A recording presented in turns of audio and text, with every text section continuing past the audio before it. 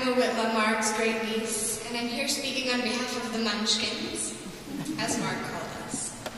We include Riel, Jake, David, and Kyle, and myself.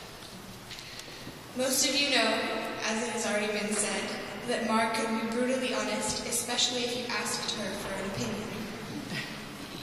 For Halloween this year, I dyed my hair a very fluorescent blonde, which Marg warned me not to grow out, as is the custom these days.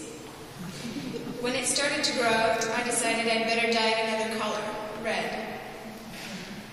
When asked which color Marg preferred, she said, "To be honest, I didn't really like either of them." As a kid, whenever I went over to her house, we always made the chickadee recipe for mac and cheese because that's what I always wanted. I'm sure one of the four boys will grab the well-loved set of dominoes from the nook in the dining room.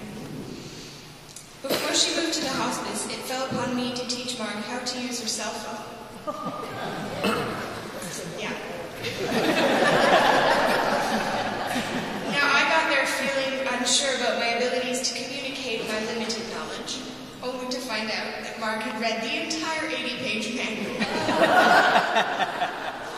However, transferring this knowledge into practice was a different story.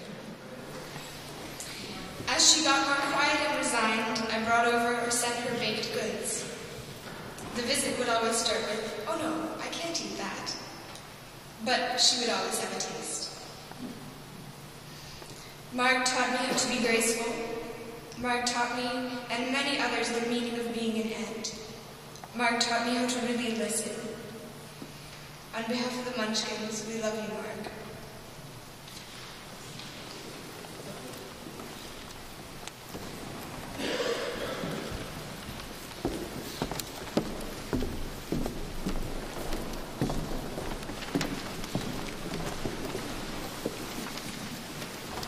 True Confession, the song that's translated on the top of page 3, the next page, which you're about to hear, is different from the Schubert song Marg asked me to sing.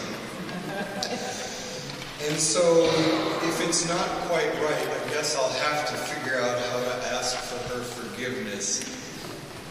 I'm not sure quite how that will work.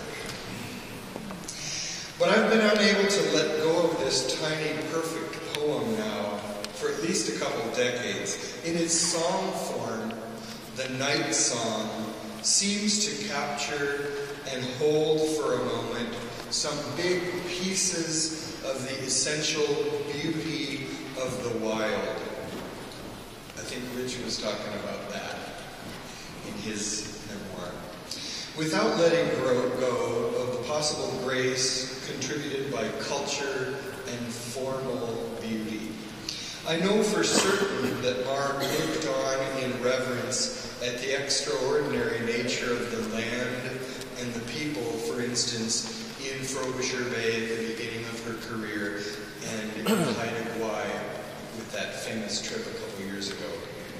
One more thing, please don't blink or you will miss this song. If there ever was a perfect depiction of an irreducible moment of existence, the poem of Goethe's is certainly it. I better stop and sing or I'll overbalance it.